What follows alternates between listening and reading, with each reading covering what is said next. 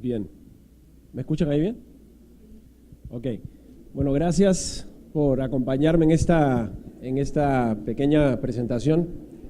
Tenemos a la hiena. Muchas gracias por asistir. Mi nombre es Felipe del Río, yo soy el gerente general de The Edge Group y la charla que les voy a dar hoy día tiene que ver con felicidad en el trabajo.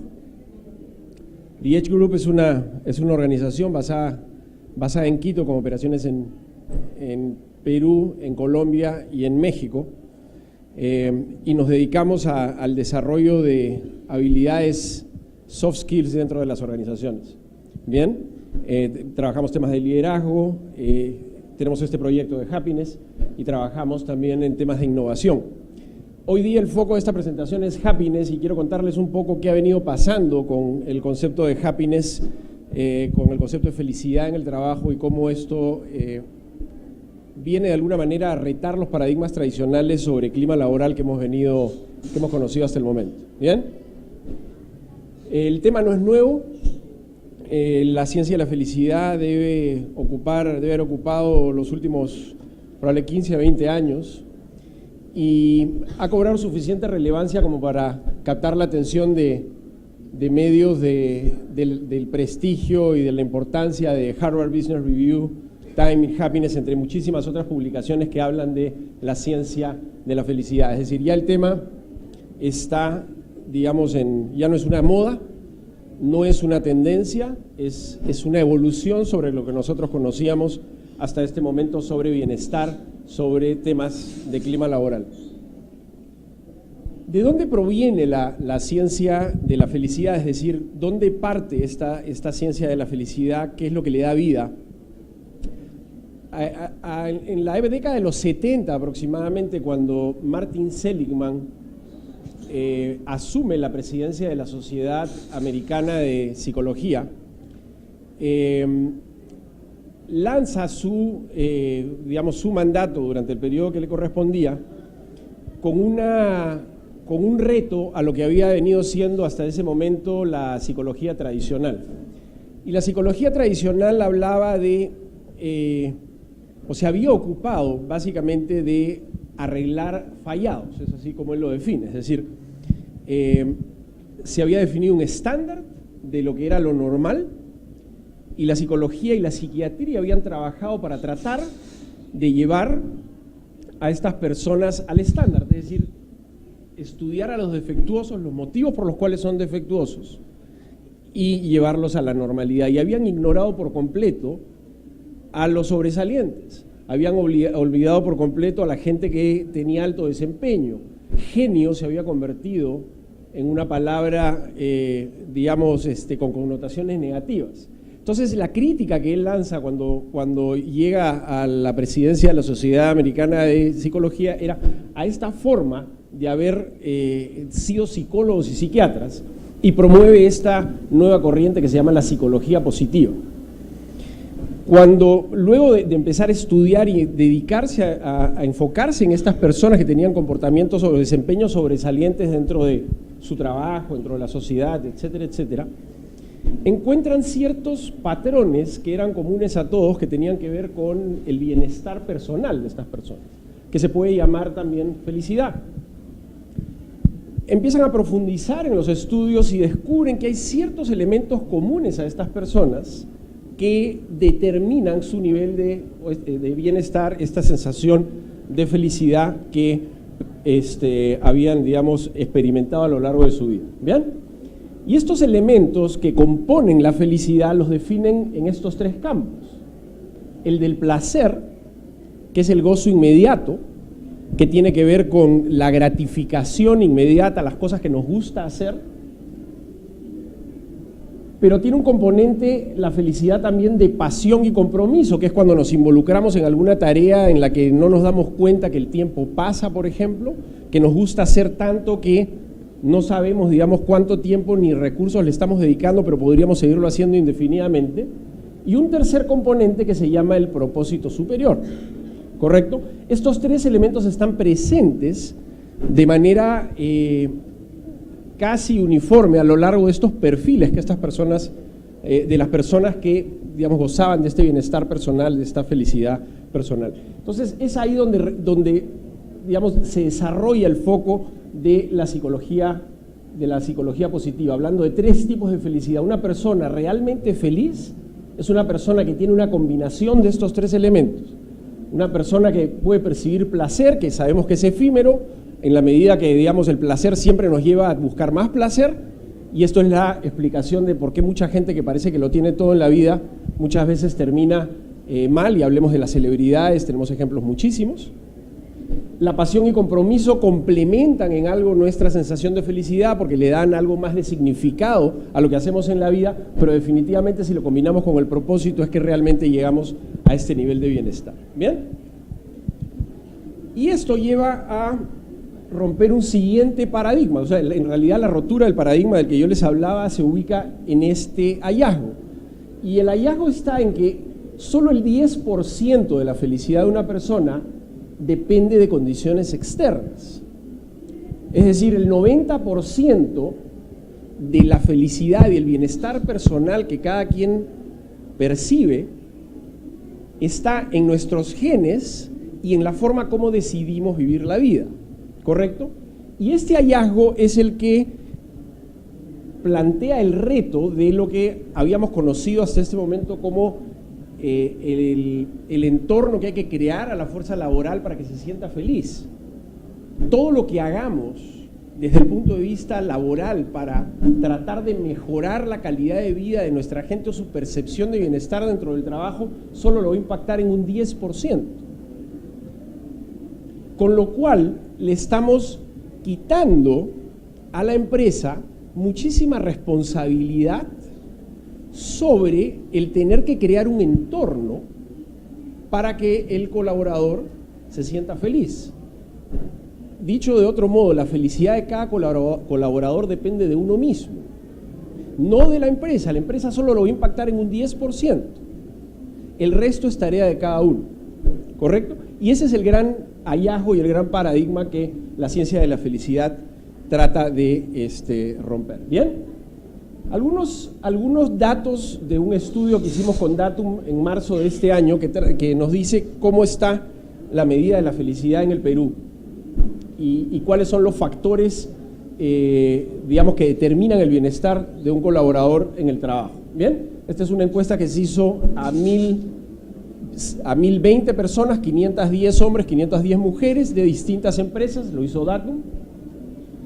Y lo que la gente más valoró en una promedio, en una escala del 1 al 7, los promedios más altos están relacionados con realizar un trabajo valioso, buenas relaciones con el equipo, sensación que los clientes se benefician de su trabajo, significado, propósito, aprender nuevas habilidades, mejorar personalmente y sensación de que no tienen un trabajo absorbente, sino que tienen una buena, digamos, relación vida, trabajo. ¿Bien?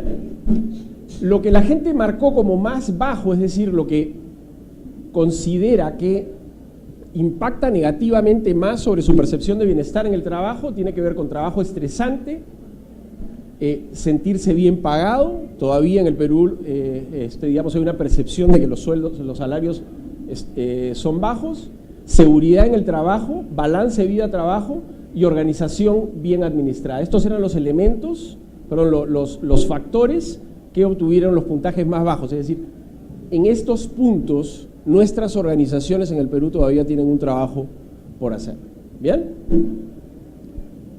Visto de otra manera esta misma información, esto es el resultado de edad y sensación de bienestar.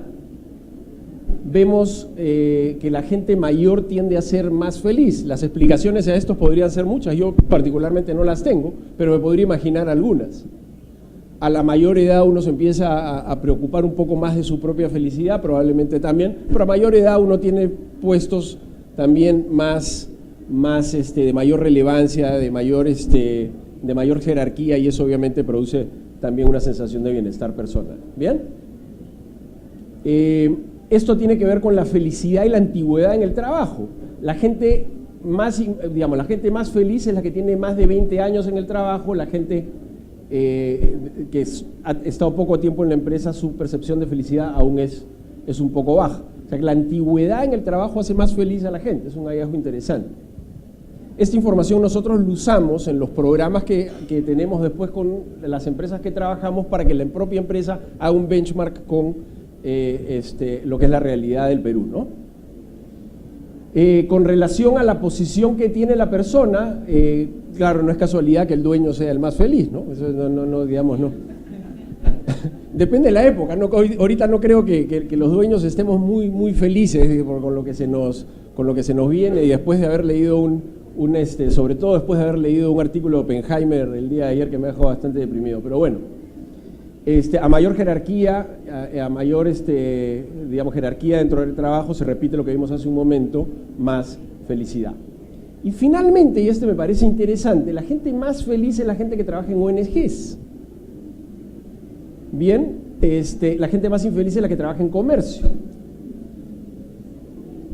Yo me pongo a pensar por qué la gente que trabaja en ONGs, ojo, estamos hablando de ONGs en el buen sentido de la palabra, yo sé que han sido muy satanizadas las ONGs, pero no podemos negar que la gente que trabaja en una ONG tiene un sentido de propósito, ¿correcto? Y probablemente esto es lo que explica que la gente sea más feliz trabajando en una ONG. Bien.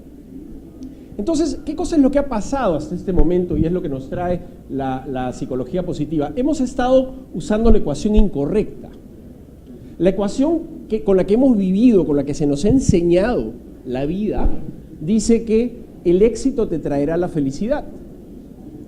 Y que siempre estamos buscando algún logro, siempre estamos buscando lograr algo, un hito, un objetivo, a lo que nos falta, el siguiente paso, y ahí vamos a encontrar la felicidad. Y cuando llegamos a ese siguiente paso nos damos cuenta que no, ahí no está la felicidad porque hay un paso más y siempre falta un paso más. Y cuando llegaste finalmente te dieron tu tarjeta de crédito Platinum y te diste cuenta que había una negra, entonces se fregó todo y tienes que empezar de nuevo, ¿no es cierto? ¿No es así? Y que cuando querías que eres un cliente VIP en el banco, de repente te das cuenta pues que hay uno más arriba que tú y dices, no puede ser, no puedo ser feliz hasta que no sea. No, entonces imposible, no hay forma. No hay forma, esa es la ecuación incorrecta. La ecuación correcta dice, primero ser feliz, aprende a ser feliz y el resultado va a ser que vas a tener éxito. Bien, ¿y cómo se explica esto? Lo puedo explicar con este ejemplo. Esta es una prueba de psicología donde se mide las habilidades creativas de las personas y lo que se le pide a la gente es que con estos elementos cuelguen una vela en la pared y se aseguren que una vela prendida en la pared o la fijen a la pared y que se aseguren que la cera no caiga al piso usando los elementos que están acá. ¿Bien? Esto es una solución, para lograr esta solución a la gente se le dan 10 minutos. Bien, típicamente la solución es esta. Esta es la solución más normal. Se pone la caja, se saca los chinches, se pone la caja, se fija la vela y todo perfecto, ¿correcto?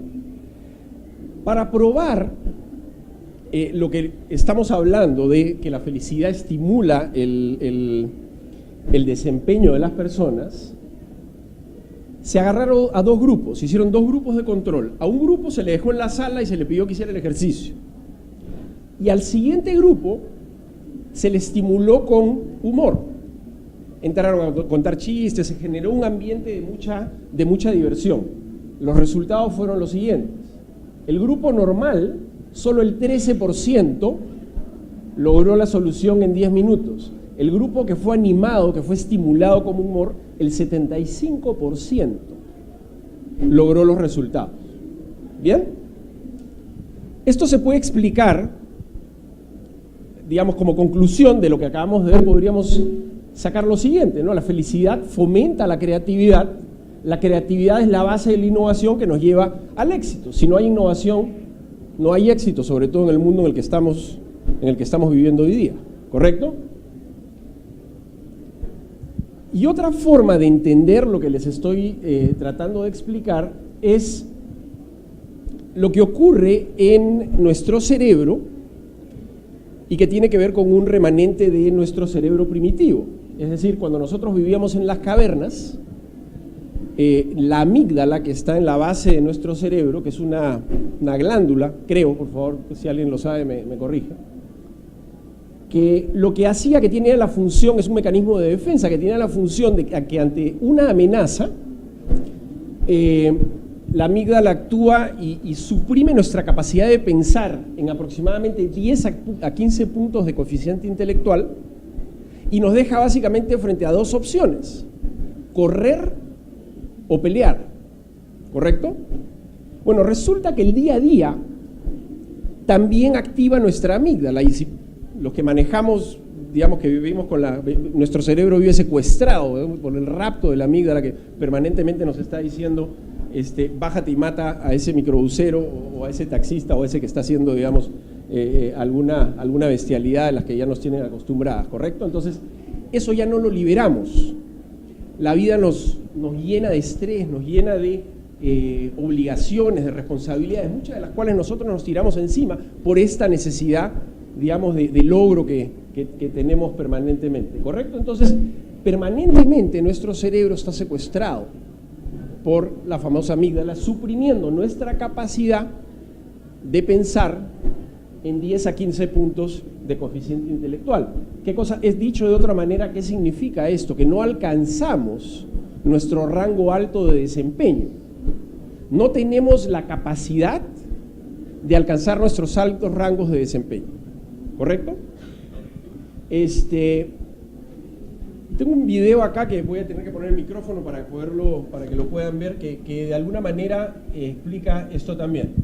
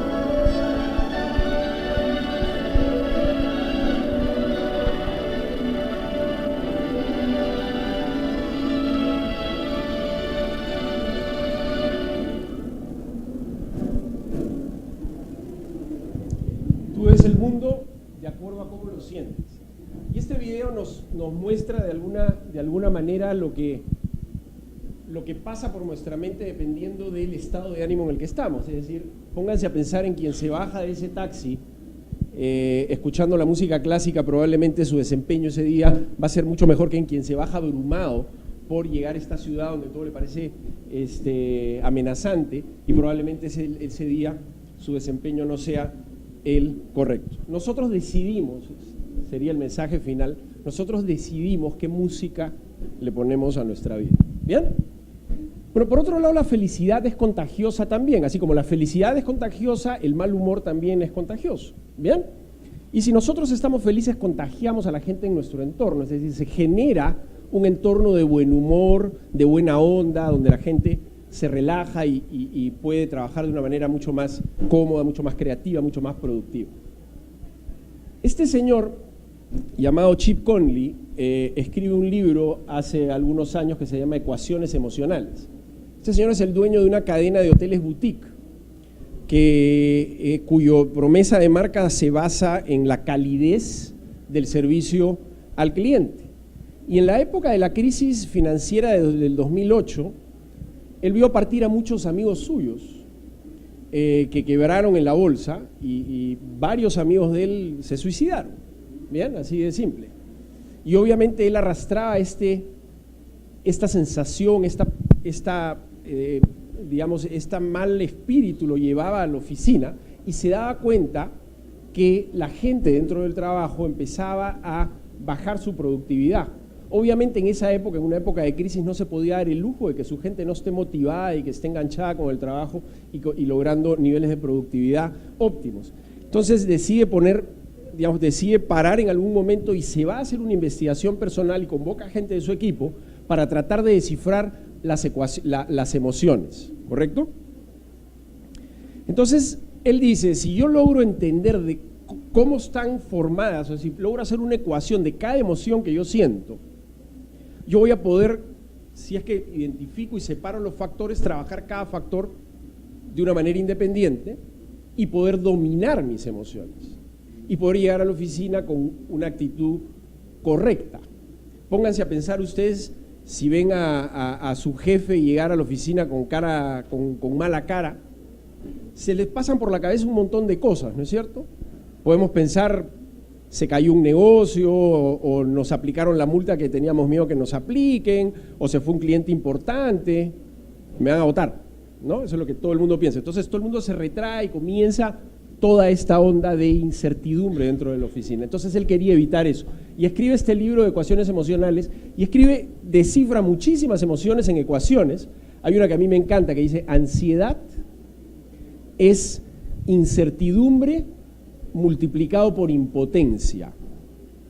Me pareció genial. Entonces, la ansiedad es la enfermedad moderna, ¿no es cierto? Es la enfermedad mental más común de nuestra época. Se dice que el 15% de las personas la van a padecer y que se enfatiza a partir de los 45. O sea que ya me imaginan, yo que estoy llegando a los 50, mis cuadros de ansiedad a veces son pues insoportables, ¿no? Entonces, al momento de separar la ansiedad en incertidumbre por impotencia, uno se pone a pensar, ¿qué cosa es incertidumbre? Entonces lo descompone en dos factores adicionales: lo que no sé frente a lo que sé.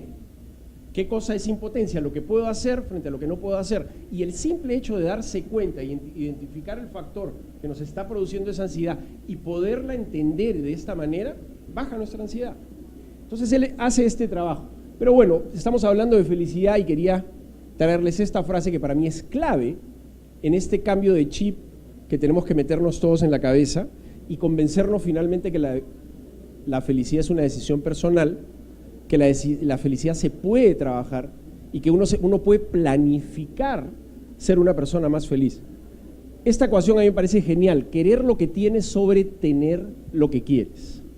¿Bien? ¿Por qué es importante esta ecuación? Es muy importante para lo que les voy a contar inmediatamente después. Querer lo que tienes sobre tener lo que quieres. Es decir, enfócate.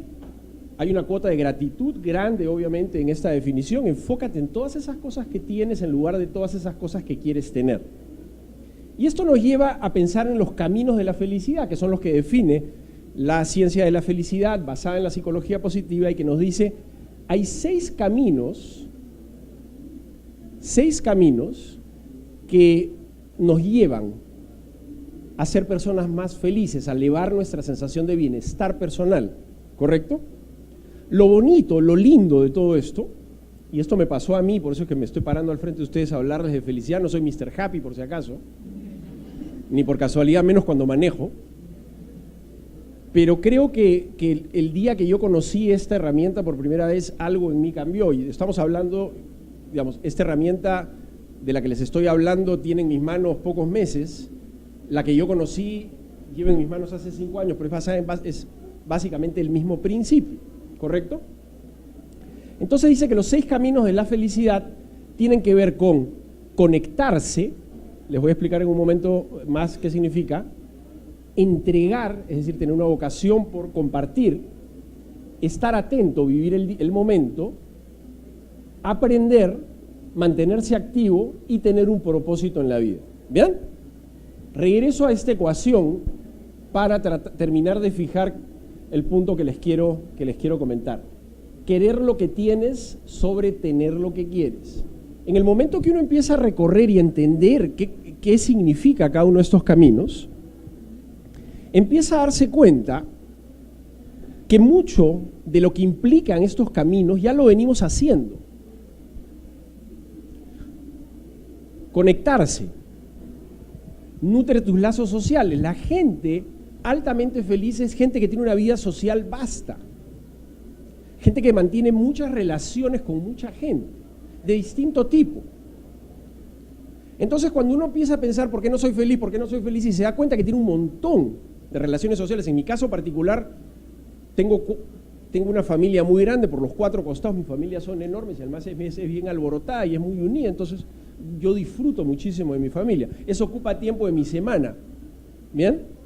Tengo amigos del colegio, amigos de la universidad, amigos de la otra universidad, amigos de los deportes, en fin. Estoy conectado, muy bien conectado. Pero yo antes de conocer esto no sabía que eso abonaba en favor de mi felicidad. Entonces, a partir de conocer esto, me empiezo a dar cuenta que yo ese camino ya lo tengo recorrido, y lo tengo recorrido en exceso. Automáticamente todo eso se convierte en un ingreso de caja. Lo registro como un ingreso de caja, no es algo que está ahí, es algo que es mío. Y es algo que está permanentemente diciéndome, oye, tienes todo esto, disfrútalo, aprécialo. Es un cambio de chip, nada más, no ha cambiado mi vida, sigo haciendo exactamente lo mismo, simplemente lo hago mirando las cosas diferentes. Practica la generosidad. Tenemos a veces tiempo, tenemos a veces talento que podemos poner en manos de otras personas. La sensación de darle a otra persona algo que tú tienes, que lo puede beneficiar, y ver la gratitud en la otra persona, nos genera bienestar. Dale plata a la gente, dale plata a dos personas, a una para que se la gaste comprando en un mall, y a otra para que vaya a hacer una obra de bien, y pregúntale a la semana siguiente quién se siente más feliz con lo que hizo con la plata, y seguramente la gente que hizo algo significativo con esa plata se va a sentir mucho más feliz, independientemente si tiene los zapatos que quería o la ropa que quería. ¿Bien? Las personas olvidarán lo que dijiste y lo que hiciste, pero nunca olvidarán cómo las hiciste sentir, pero nosotros también lo sentimos cuando lo hacemos. ¿Bien? Atención, el tercer camino de la felicidad. Tu felicidad es primero. Es como cuando estamos en el avión, que siempre nos repiten esto, ¿no es cierto? En el avión nos dicen claramente: no trates de ponerle la mascarilla a otra persona, porque en el intento pueden morir los dos. No trates de hacer feliz a otra persona si es que no has trabajado en tu propia felicidad. Es inútil. Otra forma de mantener atención, vivir el momento, no andar preocupado por el futuro ni pensar en el pasado. Dicen que pensar mucho en el pasado trae depresión, pensar mucho en el futuro nos fomenta la ansiedad. Entonces, una de las formas de mantenerte atento y mantenerte presente es tener espacio en tu agenda para la felicidad. Yo una vez dirigiendo un taller, un taller parecido a este, al final del día, uno de los participantes del taller dice: no puedo creer que le he dedicado un día de mi vida a pensar en felicidad. Me paso toda la vida pensando en cómo arreglar mi negocio, en todos los problemas que tengo que resolver, todos los problemas que le tengo que resolver a gente ajena, y nunca me he pasado un día pensando en mi propia felicidad. Entonces empiecen a poner las cosas que los hacen felices en la agenda también, pues. O sea, no solamente las reuniones pesadas, también las cosas que nos gustan hacer. Voy a salir a comer con mis amigos, me voy a ir al cine, me voy a ir a un concierto. Pónganlo en la agenda. Empiecen a disfrutar y hagan presente todo lo que nos hace felices en nuestro día a día. ¿Bien? Otro de los caminos de la felicidad tiene que ver con aprender permanentemente. O sea, está probado que la gente con curiosidad intelectual, la gente que sale de su zona de confort regularmente para aprender nuevas cosas, es más feliz. Hay algo que nos mantiene ocupados, hay algo que nos mantiene entusiasmados. Nuevamente, son más horas de nuestra vida dedicadas a hacer cosas que nos gustan, o cosas que nos apasionan, o cosas que tienen significado para nosotros. Sea activo. Salud y felicidad van de la mano. La gente que hace ejercicio, el ejercicio libera endorfinas, las endorfinas lubrican nuestro cerebro y nos generan placer. Pero lo bonito del mantenerse activo es que podemos hacer dos caminos, podemos cubrir dos caminos de la felicidad manteniéndonos activos. Yo, por ejemplo, corría maratones. Y yo corría maratones en grupo. Y entrenaba 6 veces a la semana, y de las 6 veces a la semana, 4 corría acompañado. Y la corrida más divertida de todas era la corrida del fin de semana, que eran las corridas largas, que duraban 1 hora, dependiendo del nivel de avance en el entrenamiento, 1 hora y media, 2 horas, 2 horas y media, hasta 3 horas. ¿Qué cosa creen que hacíamos durante las 3 horas que corríamos? Se me he enterado de los chismes más secretos y alucinantes de todo, solamente porque corro en grupo durante 3 horas. Y la gente que hace habla, comparte intereses, comparte secretos, comparte chismes, y uno se va informando. Entonces, al final, el acto de correr se convertía en un acto social. Y eso es lo que me mantuvo 7 años corriendo maratones. solamente porque yo esperaba ese momento en el cual me conectaba con mis amigos y salía a correr y hablábamos de las cosas inteligentísimas muchas veces, interesantísimas otras veces, pero a veces estupidez y media, pero igual éramos felices corriendo. ¿Bien? Y finalmente, identifica el propósito de tu vida. Este es el último camino de la felicidad, es decir, dale un significado a lo que tú haces. Trata de entender cuál es tu misión en la vida. La gente que logra resolver este tema y que descubre además que eventualmente su pasión o su propósito está ligado a su trabajo y le pagan por hacer lo que le gusta, obviamente el nivel de felicidad o su nivel de bienestar se eleva muchísimo. ¿Bien? Entonces, brevemente les he mostrado los 6 caminos, que son los 6 caminos que toda persona debe empezar a recorrer para llegar a su felicidad, meterlos en el trabajo y darle a la gente herramientas para que sea más feliz, para que pueda trabajar personalmente, hacerse cargo de su propio bienestar, en lugar de esperar que la empresa le esté dando la fiesta, porque la fiesta no le gusta a todos tampoco, pues hay gente que le gusta la fiesta, hay gente que no le gusta la fiesta, la empresa gasta un montón de plata en hacer la fiesta, cuando la fiesta la deberían hacer entre los mismos colaboradores si es que se ponen de acuerdo correctamente. No quiero decir con esto que la empresa te tiene que liberar de responsabilidad, definitivamente no. Absolutamente no. Pero empieza a trabajar de una forma mucho más dirigida, mucho más eficiente en aquellos aspectos que tienen un impacto relevante sobre el bienestar de la gente, y el resto lo empieza a lograr la propia gente cuando se empieza a hacer cargo de sí mismo y empieza a entender que estos caminos es bueno recorrerlos y que cuando uno se mete en estos caminos es como si se le inoculara un virus del cual nunca se cura y comienza a contagiarlo al resto. ¿Bien? Ese era el pequeño mensaje que les quería dejar. Muchas gracias por su atención y atento a cualquier pregunta. ¿Alguna pregunta por ahí? Sí. ¿Esta metodología comienza desde el proceso de inducción? ¿Es más efectiva ahí o es mejor cuando ya está dentro? Puede empezar en cualquier momento. Si estamos hablando de trabajar con el colaborador desde... En realidad, digamos, nosotros lo que normalmente hacemos es que llegamos a la empresa y hacemos una encuesta. Entonces la empresa tiene su propio resultado de cuál es el estado de la felicidad de la gente y el estado de la felicidad de la organización. La empresa sabe cuáles son las áreas donde es más fuerte y donde es más débil, y cada colaborador personalmente sabe cuál es su medida de felicidad, ¿correcto? Pero la empresa no puede saber por nombre y apellido quién es más feliz, o sea, es absolutamente confidencial, pero sí puede saber en qué áreas hay gente más feliz que en otras y cuáles son los motivos que determinan esa felicidad, de tal forma que la empresa puede, como si fuera cirugía laparoscópica, ir haciendo correcciones.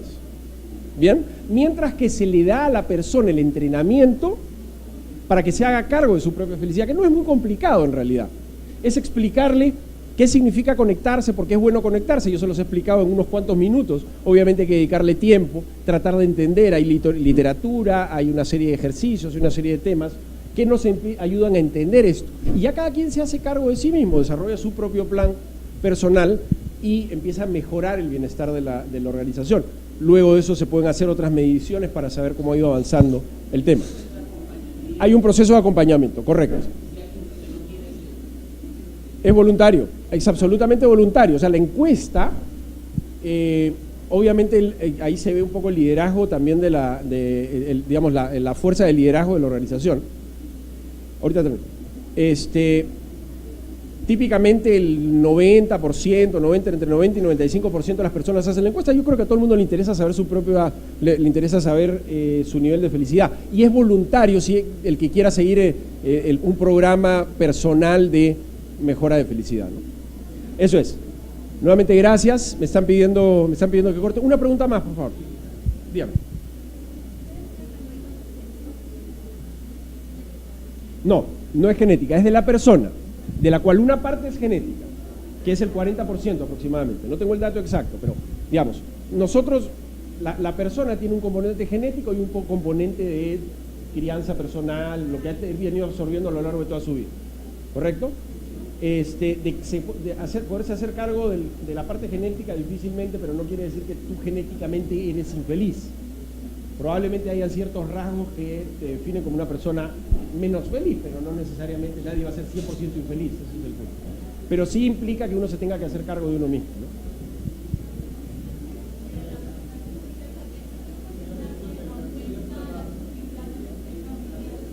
Gracias.